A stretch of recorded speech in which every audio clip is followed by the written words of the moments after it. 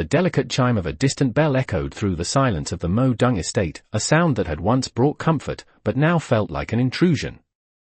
Lady Mo Dunglan stood at the edge of the central courtyard, her eyes tracing the lines of the intricate carvings that adorned the walls, symbols of family history that had no place for her. The servants moved around her with practiced efficiency, yet none spared her a glance. Her presence was as invisible as the air she breathed, unnoticed by all, but ever present in her own mind.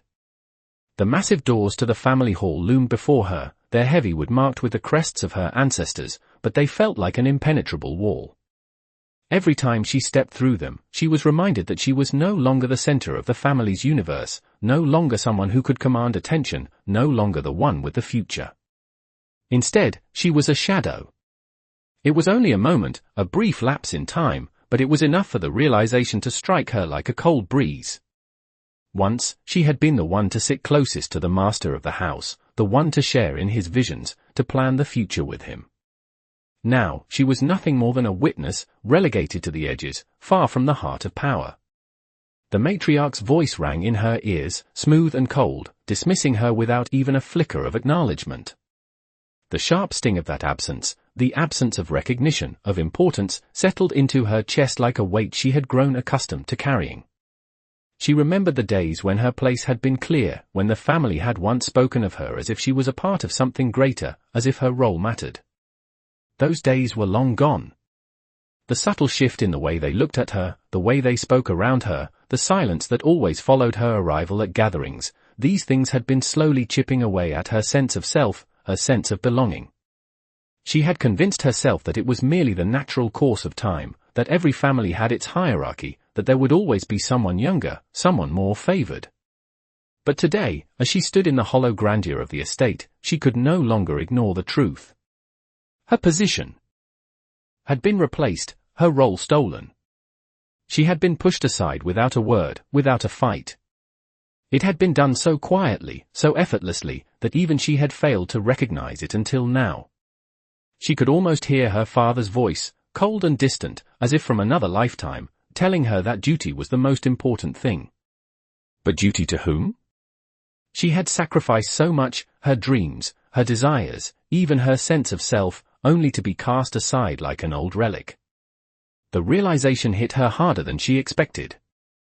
She was no longer a part of this world. She had been left behind, and the family's plans continued without her. They no longer saw her as a necessary part of the whole, she had become surplus.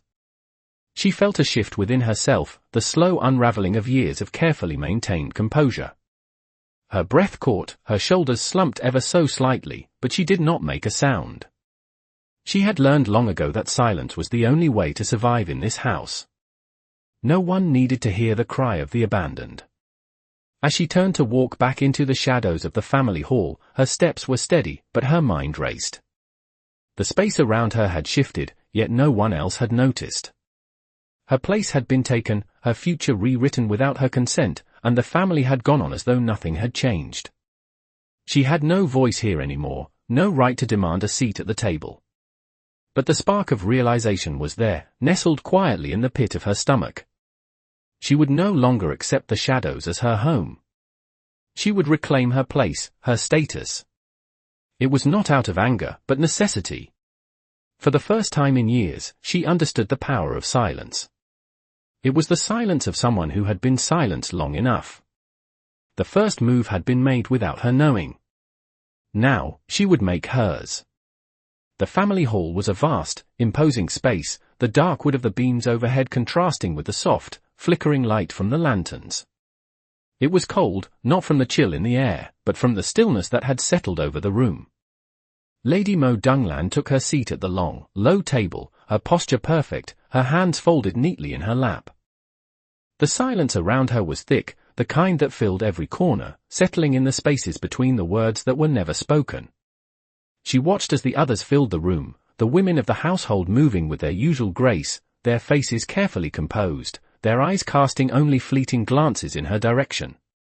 The place at the table had been hers once, but now it seemed as if the very space she occupied was being forgotten, her presence tolerated only out of obligation.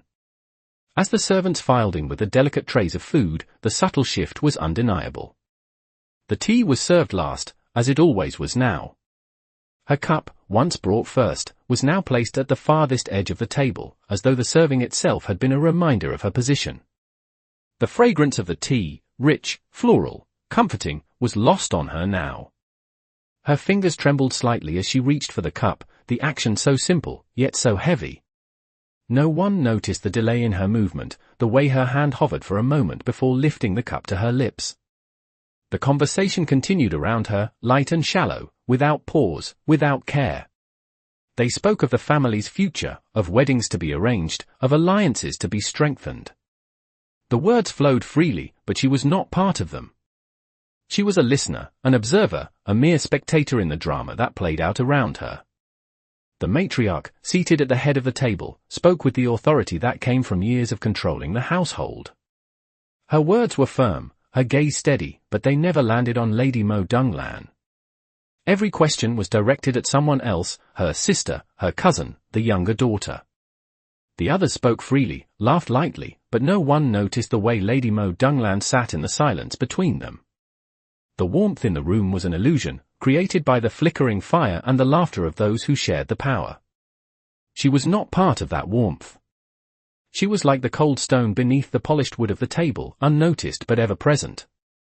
Her name, once spoken with respect, was now uttered only in passing. The servants had long since ceased to look at her when they entered the room, their eyes skimming over her like a stone skimming the surface of a pond. She was invisible to them, just as she had become invisible to the family. It was a cruel kind of invisibility, the kind that didn't require any words to be spoken, the kind that made her question whether she had ever been seen at all. The food, too, was another reminder of her place. The best cuts of meat, the most tender vegetables, the finest wine, all passed her by. She had been trained to eat quickly, quietly, without complaint, and she did. She ate as though it were just another ritual to be performed, just another mask to wear. The conversations, the polite inquiries, all danced around her, careful not to ask anything that would demand an answer from her. The polite smiles, the subtle nods, the way the servants averted their gaze, it all added to the unspoken understanding of her place. She was not to be seen, not to be heard. She was only to exist, quietly, in the corner of the family's world. Her sister, seated beside the matriarch, laughed softly at something her cousin had said. The sound cut through the silence around Lady Mo Dunglan like a blade, sharp and clear. It was a sound she had heard many times before, but it never failed to sting. The laughter was so easy, so natural, so effortless. It was the laughter of someone who belonged, someone whose place at the table was unquestioned. It was the laughter of someone who would never be cast aside. Lady Mo Dunglan's fingers tightened around the edge of her cup, the porcelain smooth beneath her touch. She set it down carefully, and as she did, her eyes fell on the intricate designs etched into the surface of the table. The carved flowers, the delicate swirls, it was all so beautiful, so perfect. Just like the family. Just like the mask they all wore. But beneath the surface, there was no warmth, no love, no sense of belonging. There was only the cold, sterile reality of her place in this world. The laughter continued, but she could no longer hear it. It was drowned out by the silence within her, the silence that had become her only companion. Her gaze turned towards the door, the heavy wooden frame that stood between her and the rest of the world.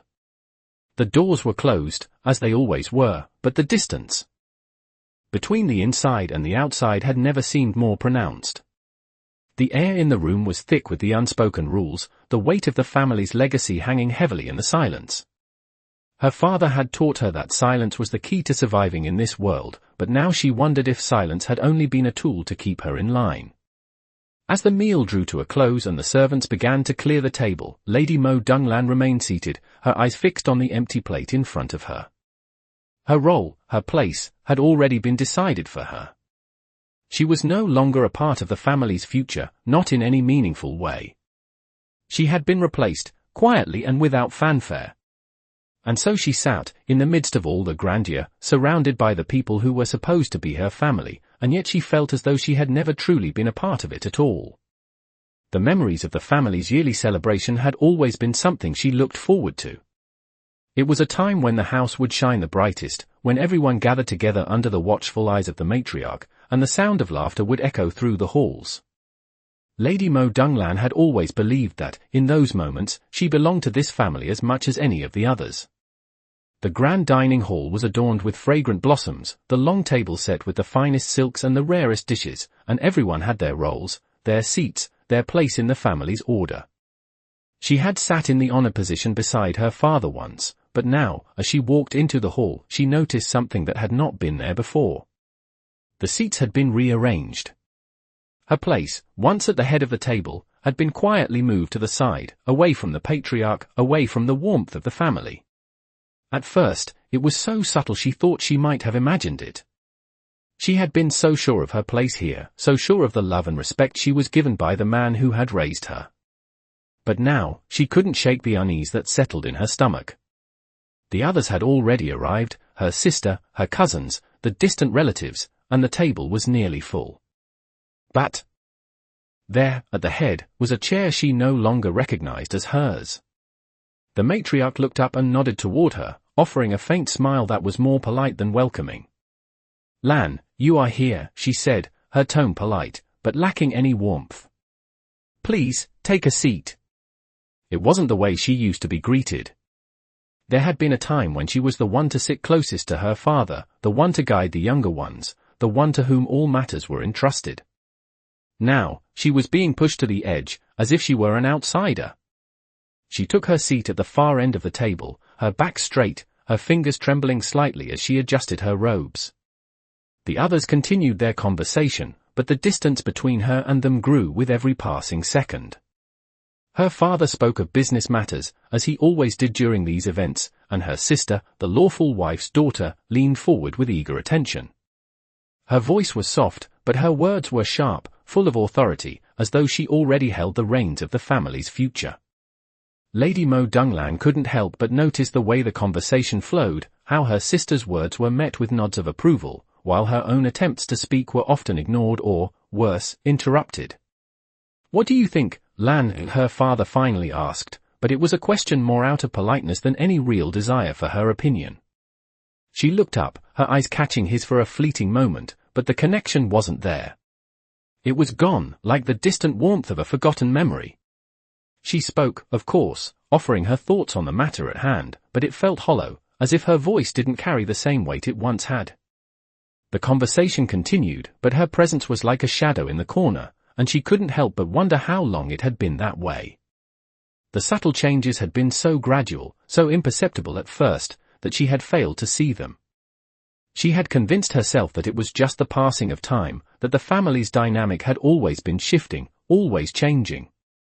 But now, in the midst of this grand celebration, it was clear to her. She was no longer the daughter with the most influence, the one who could sway the family's decisions with a single glance. Her place had been usurped, and the quiet realization was unbearable. The meal was served, and as the dishes were passed around, Lady Mo Dunglan's portion was always the last to arrive. It wasn't intentional, she was sure, but the delay in receiving the food, just the smallest of gestures, spoke volumes. The servants, who once greeted her with respect, now seemed to pass her by, their attention focused elsewhere. She noticed how the others received their portions first, how her sister was served the finest cut of meat, how the wine was poured first for her, as though the family had forgotten that she had ever been worthy of such attention. The most painful part wasn't the physical distance, though. It was the emotional void, the absence of the connection she had once shared with those in this room. It was in the way her father's eyes never met hers when he spoke, in the way the matriarch spoke of the future without acknowledging her role in it. It was as if she were a distant memory, fading more and more each day. She had spent so many years walking this path, fulfilling her role as expected, that she had failed to see the signs. She had failed to notice that, little by little, she had been left behind. And now, as she sat at the farthest end of the table, surrounded by the family she had once thought would never abandon her, the truth began to settle in her heart. She was no longer a part of this world. She was no longer the one who mattered. The matriarch, whose approval had once been the highest honor, looked her way once more, her gaze cold and distant. You will take on the responsibility of overseeing the household's records, Lan, she said. It was a task, but not the task. It was a gesture that, in itself, was meaningless, a way of placating her, as if handing her a small, inconsequential role would ease the growing tension in her chest. She nodded, accepting the responsibility without a word, but inside, something shifted. A small crack had opened in the walls she had built around herself. The years of silence, of obediently playing her role, had prepared her for this moment. She could no longer pretend that she was content in the shadows. She had been silent long enough. The night of the family's formal banquet was one that Lady Mo Dunglan had anticipated with a mix of excitement and apprehension. She had always loved the grandeur of these gatherings, the silk-clad guests, the ornate dishes, the fine wines. The entire estate would be alive with chatter and laughter, a celebration of the family's unity and strength. But tonight, as she stood behind the heavy curtains that separated the family quarters from the banquet hall, she felt a deep unease settle in her stomach. She adjusted the jade hairpin in her hair, making sure it was perfectly aligned. Her reflection in the polished surface of the mirror was flawless, yet she barely recognized the woman staring back. The woman in the mirror seemed foreign to her now, someone who had been forgotten, pushed aside. The grand hall was already filled with guests when she entered, the rich smell of roasted meats and sweet desserts heavy in the air.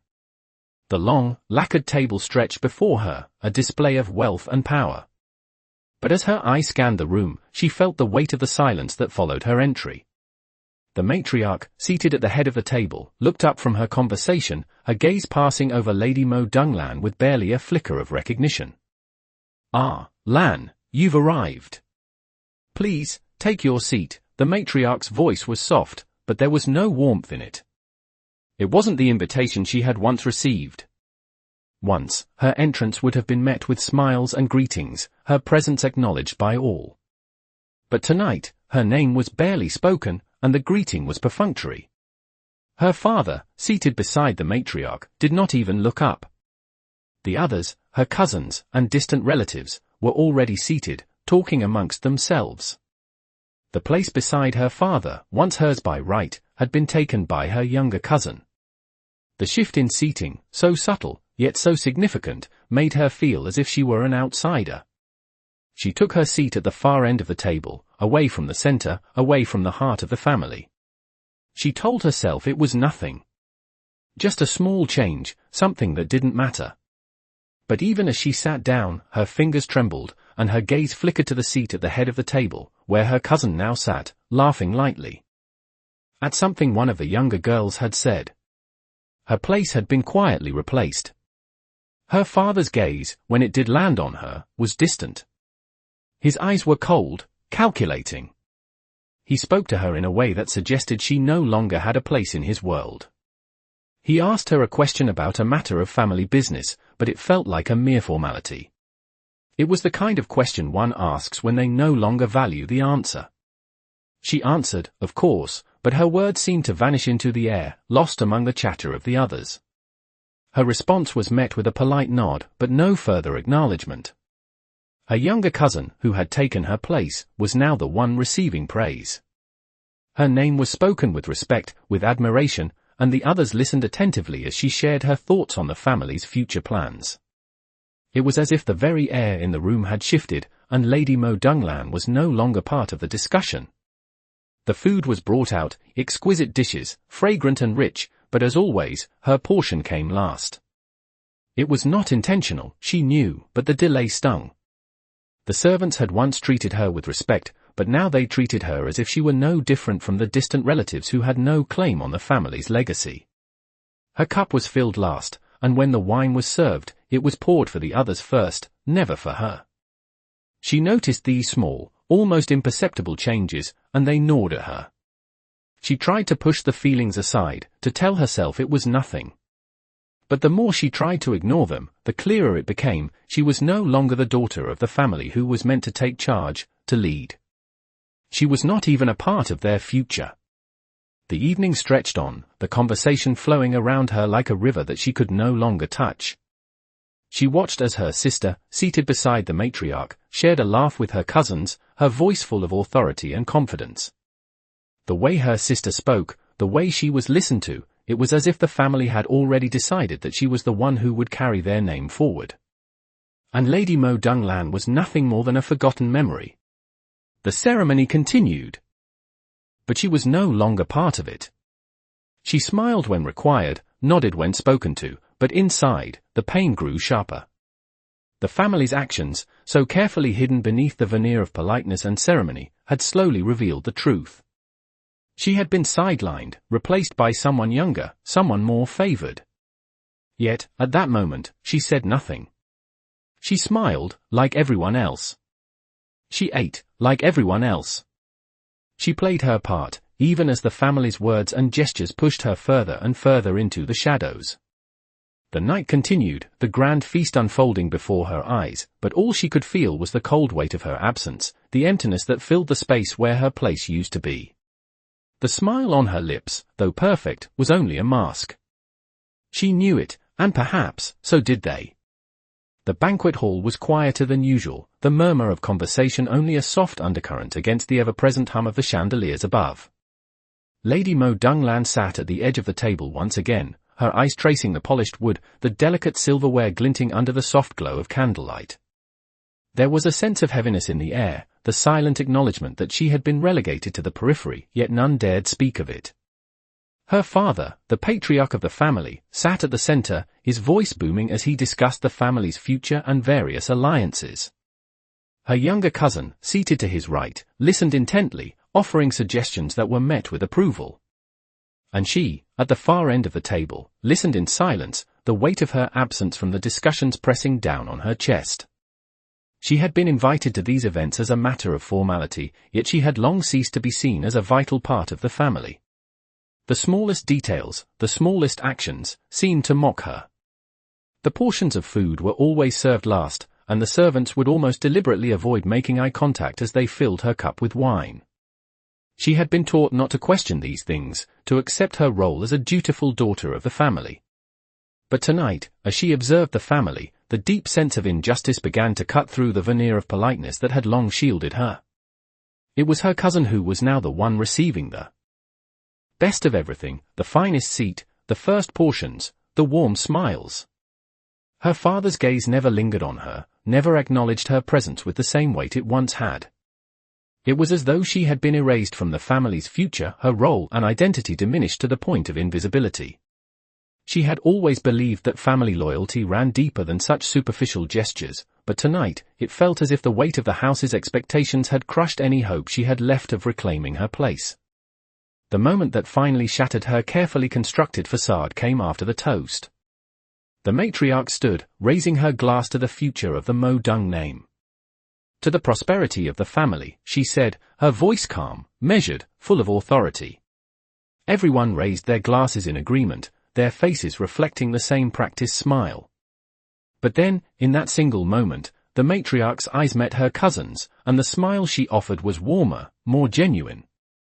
It was not lost on Lady Mo Dunglan that the warmth had not been directed at her. Her cousin, the one who had only recently been adopted into the family, was now the center of attention, receiving praise for her abilities in managing the estate's affairs. She had been the one to take charge, to oversee the redistribution of resources, and the family had lauded her for her dedication. The air was thick with praise for the new blood, while she, who had spent years by her father's side, was relegated to silence. Her heart clenched with a quiet bitterness. She had been trained for this moment, taught to serve, to support, to be the dutiful daughter. But the truth now hit her with a brutal force, her position had never truly been hers. It had always been contingent on the whims of those in power. She had never been truly seen, never truly acknowledged for her worth. Her sacrifices had been for nothing. She had always assumed her father's love would shield her, that she was his rightful heir, the one who would carry the family's name forward. Yet, here she was, watching as her cousin, a stranger to the house, was given the power that had always belonged to her. The sting of betrayal was palpable, but still, she said nothing. She smiled, nodded politely, and raised her glass, as though nothing had changed. But inside, her heart twisted, a growing awareness settling deep within her chest.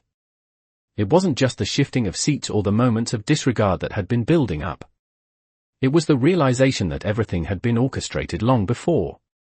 Her role in this family was no longer that of the beloved daughter, she was a mere placeholder, an afterthought in a game she hadn't even known was being played.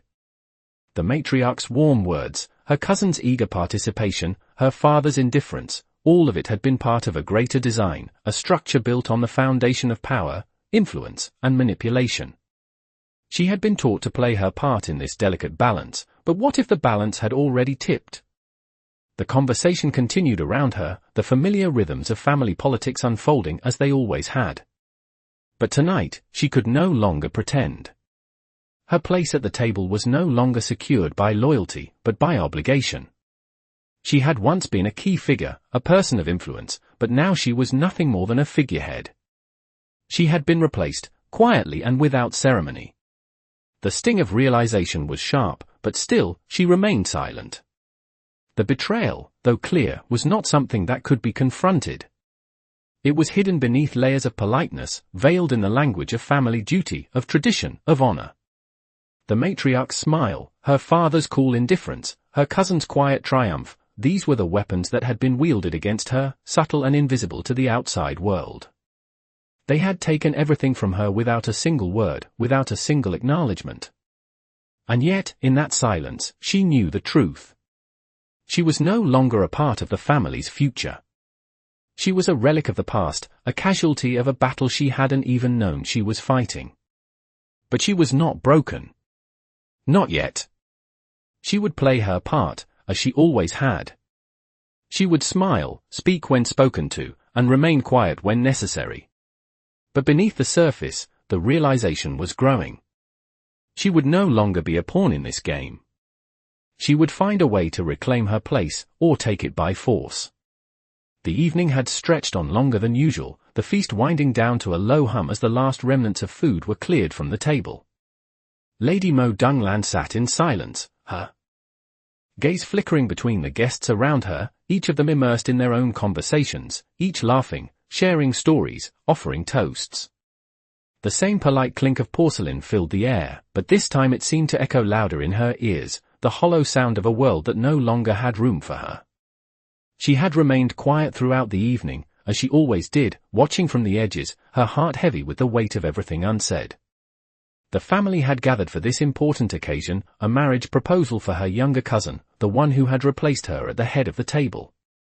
The announcement had been made earlier, and her cousin's father had spoken of the match with such pride and fervor that Lady Mo Dunglan's place in the conversation had barely been acknowledged. There was a certain finality in the way the family accepted this new union, an event she had once imagined for herself, one that was supposed to be her duty to oversee, her responsibility to manage. Yet here she was, the mere observer.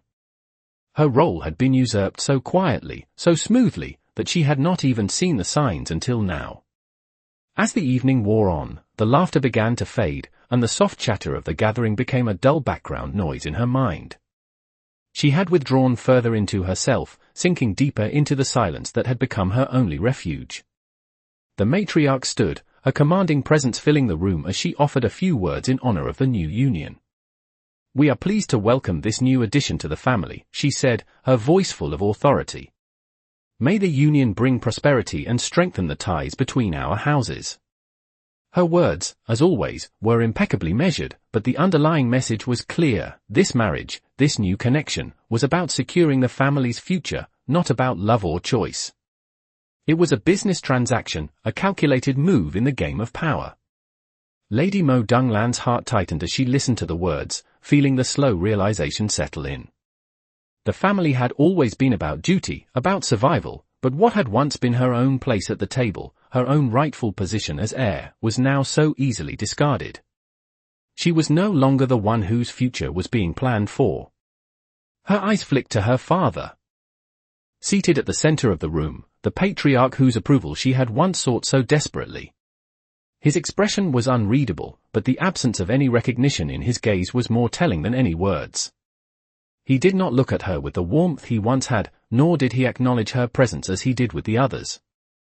And then it came, subtle, almost imperceptible, but unmistakable. The family was already talking of the arrangements for her cousin's future, discussing her role in managing the estate, planning the marriage ceremony, deciding where she would live after the marriage. Lady Mo Dunglan's chest tightened, the full weight of what was happening hitting her in that single moment. It wasn't the announcement of the marriage that struck her, it was the way the family had already accepted her cousin as the new face of the future, the one who would take control, the one who would be the rightful heir. She was no longer needed. Her position, her role in this family, had been erased. She felt the floor beneath her feet suddenly unsteady, as though the ground had shifted just enough to make her feel her instability. She took a shallow breath, her gaze falling to the untouched cup of wine before her. She had not been offered a toast, nor had anyone called her name to speak in the evening's formalities. It was a small gesture, one that could be easily overlooked, but to her, it was as though the absence of her name marked her complete removal from the family's future. She wasn't a part of their plans anymore, not in any meaningful way. As she sat there, her hands slowly folded in her lap, she realized that this moment, this shift in the family's dynamics, was not just a passing detail, it was the end of an era for her. She had been pushed aside so subtly, so carefully, that she hadn't even noticed until now. She was no longer the one who had been central to the family's decisions, no longer the one whose opinion had mattered. Her voice had been replaced by someone younger, someone more favored. A cold, sickening feeling spread through her chest, but she remained silent, her expression unchanged. The weight of the moment was too much to bear, but she had learned long ago that silence was the only way to survive. In this world. She could feel the tears building behind her eyes, but they didn't come. She had long since learned how to keep them hidden, how to bury her emotions under a mask of calm composure. The realization had settled in her heart, as heavy and as irreversible as the deepening darkness outside the windows. The family had chosen, and she had been cast aside. She rose from her seat without a word, the slow, deliberate movement so quiet that no one noticed. The room continued to hum with life, but she no longer belonged to it. As she stepped away from the table, her footsteps almost silent on the stone floor, she felt the door of her life, her place in this family, close quietly behind her. There was no turning back now. The truth had been laid bare, and though the world around her would continue, she had been forever pushed from its center. The estate was quieter now, the echoes of the evening's festivities fading into the oppressive silence of the family halls. Lady Mo Dunglan walked through the corridor, her steps deliberate but soft, each footfall muffled by the thick carpets beneath her feet. Her once favorite passage, the one she had walked so many times before, now felt foreign to her. The servants no longer paused to greet her with the respect she had once taken for granted. There was no bow, no acknowledgement. They moved around her as though she were no more than a shadow passing through their midst. Her hands, once steady and sure, trembled slightly as she touched the carved wooden panels of the hallway. The coolness of the wood beneath her fingers was a stark contrast to the warmth she had once felt walking these halls. She had been here for so long, but now, the house that had once been hers felt like a stranger's home. She paused before her room, her eyes tracing the familiar patterns of the doorframe, the intricate carvings she had once admired. But now, it was just a door, a symbol of a space that no longer held any claim on her. The room had changed too. It was as if the very air had shifted. The once welcoming space, where she had spent countless hours, now felt cold and hollow. The furnishings remained the same, but the objects that had once held meaning to her were no longer in their rightful places. The delicate porcelain vase her mother had gifted her was missing from the mantel. The embroidered silk cushion, once arranged carefully on her chair, was now in disarray, as if carelessly discarded. She stood there for a long moment, staring at the empty space, the silence heavy in the air. Her fingers itched to rearrange the things that no longer belonged to her, to set them right, to reclaim her space. But she knew it was futile. The room was no longer hers to command. The realization settled into her bones, a truth that had been building for days, weeks, perhaps even months, but had only now fully revealed itself to her. She was no longer a part of the family center. The family had moved on without her. They had replaced her, quietly and without ceremony. Even the room she had once called her own had been taken from her, rearranged as though it were no longer worthy of her presence. Her hands, once so sure of their tasks, moved automatically now as she began to pack away her belongings, folding silks and placing them into a chest. The movements were mechanical, the kind of work she had done without thought for so long, but now, they were tinged with the awareness of what she had lost. She folded the fine cloth carefully, as if the act could somehow restore what had been taken from her. But each fold, each movement, only served to deepen the weight in her chest. The house had changed. It was no longer a place where she belonged. It had shifted around her, leaving her on the edges, a stranger in her own life. She had once believed that this place would always be her home, that the family would always recognize her as their rightful heir. But now, the family's allegiance had shifted.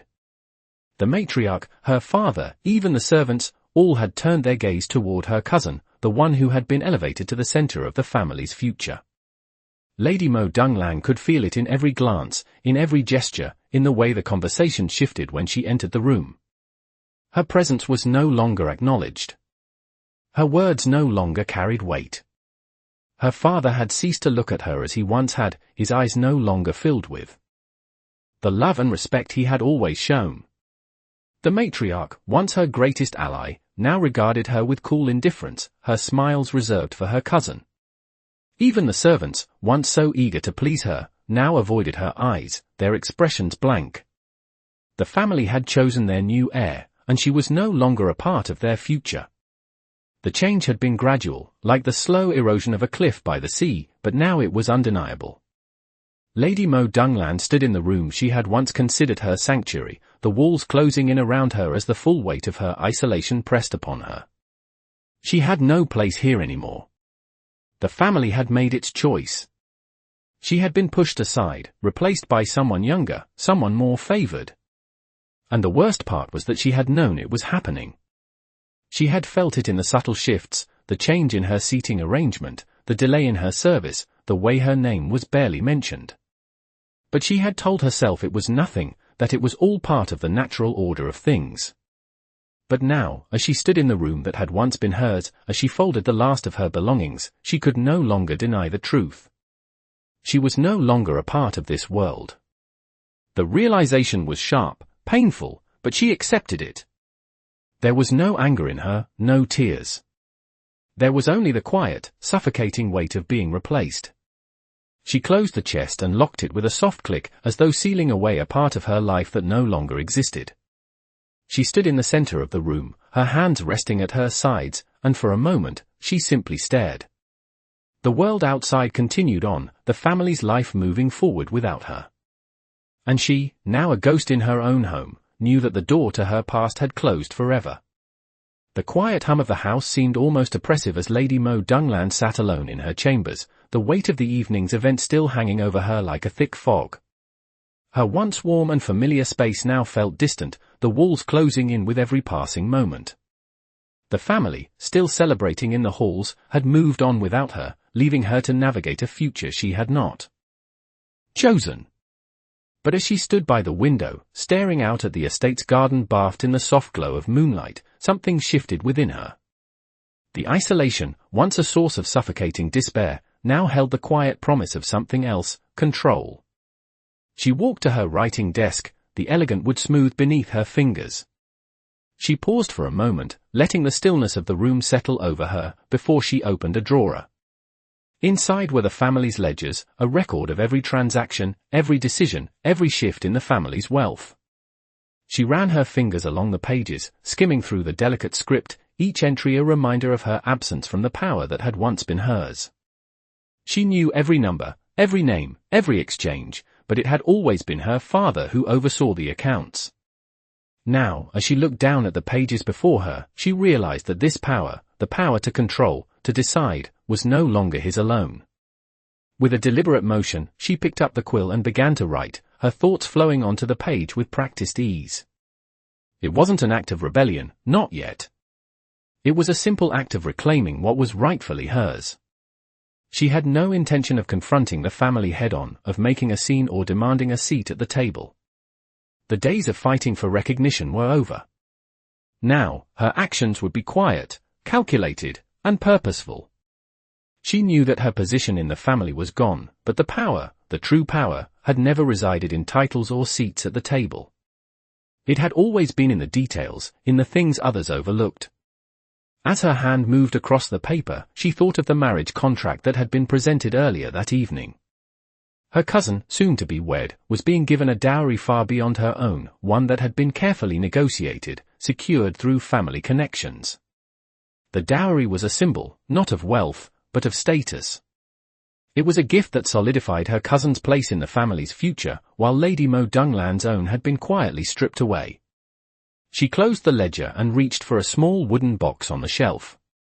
Inside, carefully folded, was her own dowry agreement, the one she had once been promised. The jewels, the silk, the carefully chosen items that had been selected for her, now they seemed like relics of a past life. She hadn't looked at it in years, not since the day she had received it with pride, believing it to be a mark of her worth. Now, as she unfolded the delicate paper, she saw it for what it was, a symbol of a promise broken, of a future that would never be hers.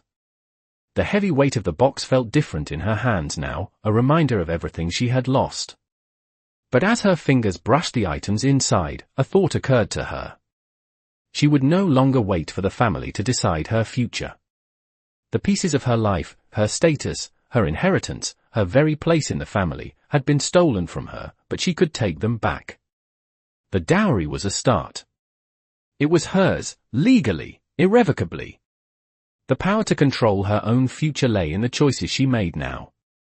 She returned the items to the box, closing the lid with quiet finality. It wasn't the dowry that mattered anymore, it was what she would do with it. The door to the outside world felt further away now, as if it were no longer a place she needed to enter. The family celebrations, their voices echoing from the halls, felt like a distant memory. She was no longer a part of their world. But she didn't need to be. The thought settled in her chest, heavy but clear. She would no longer seek approval, no longer wait to be acknowledged. Her future would be her own. She rose from her desk, her movement slow but deliberate. She walked across the room, past the empty space where once she had stood at the heart of the family. The once comforting space now felt foreign, as though it were no longer hers to claim. The family had made its choice. And she had made hers. The corridor stretched before her, long and quiet. She stepped forward, her footsteps soft but sure, and as she moved, she noticed the servants in the distance. Their heads turned away as they passed, their eyes avoiding hers. She said nothing, did not acknowledge their silent treatment. It no longer mattered. The walls of the family estate, the ones that had once held her close, now seemed distant, as though they were no longer a part of her. She no longer felt the need to walk through those halls in search of something she could never reclaim. She had nothing to prove to them anymore. The quiet, steady rhythm of her movements felt like a declaration. She did not need their recognition, their approval, or their affection. All she needed was the power to control her own future. And that, she would take. As she passed by the servants, as she walked through the halls that had once defined her place in the family, she realized that she had already made her decision. She would not return to the table. She would not beg for her place back. She would no longer wait for them to choose her. She would choose herself. The family estate was quieter than ever, the stillness of the halls mirroring the shift within Lady Mo Dunglan. She moved through the corridors with the same calm precision she had cultivated over the past days, weeks, perhaps even months. The long journey of silent observation had led her here, and now, there was nothing left to watch. She no longer felt the need to linger in the shadows, to wait for a sign or an invitation that would never come. Tonight, she would act. She had already made her decision, there was no turning back. Her steps carried her toward the study, the familiar space where she had spent countless hours as a child, learning the ways of the estate, learning how to speak the language of power. The bookshelves stood lined with volumes that once promised knowledge and legacy. But now, they felt cold, detached, like an old memory she had long outgrown. Lady Mo Dunglan reached for the family ledger, the record of all the estate's dealings, and she opened it without hesitation. The ink, faded from years of use, still held the weight of the family's history. As she traced the entries with her fingers, she felt a certain detachment, as though she were reading a story that no longer had any connection to her. The power struggles, the bargains, the alliances, everything was so meticulously recorded, but it felt like nothing more than a series of words on a page.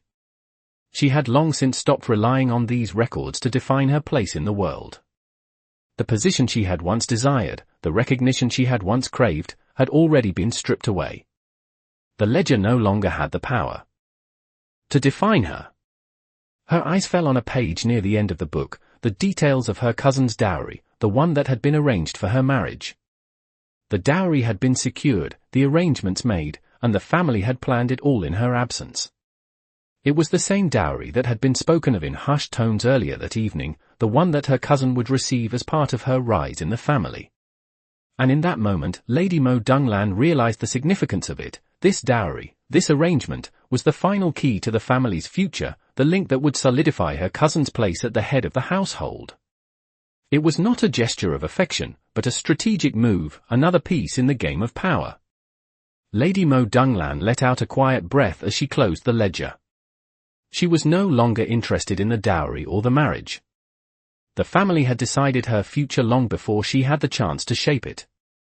But there was one thing left, something the family had overlooked. She reached for the wooden box on her desk, the one that had once held her own dowry agreement. The contents had been untouched for years, but tonight, they felt more significant than ever. She opened the box slowly, the familiar scent of silk and paper filling the air.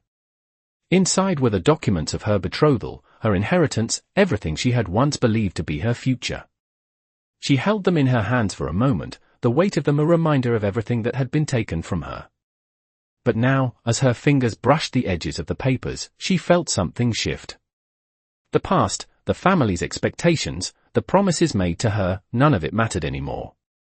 She did not need their approval. She did not need their recognition. Lady Mo Dunglan closed the box with a deliberate motion, the sound of the lid clicking shut echoing in the room. The decision had been made. It was not a dramatic gesture, not a grand declaration, but a quiet act of reclaiming what had always been hers.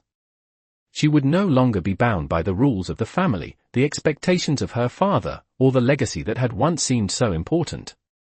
She stood, her gaze steady as she looked around the room. The walls, the furniture, the familiar surroundings, they no longer held any claim on her. She had always believed that she had to fit into this world, that her place had been decided by the family. But now, she understood the truth. Her place had never been given to her. It had always been something she had to take, something she had to fight for. And now, she was no longer fighting to fit in. She was fighting to take control of her own life. With one last glance at the room, Lady Mo Dunglan turned and walked toward the door. She did not look back. Her footsteps were steady, her movements deliberate. There was no need for ceremony, no need for approval. She had already made her choice. The family, the estate, the expectations, they would no longer define her. As she stepped into the hallway, she felt a strange sense of peace settle within her.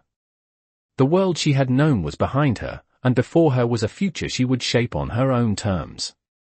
The door behind her closed with a soft click, and the sound was a final, definitive separation from everything that had come before. She was no longer a part of their world. She had chosen a new path. And in that quiet decision, she had reclaimed her power.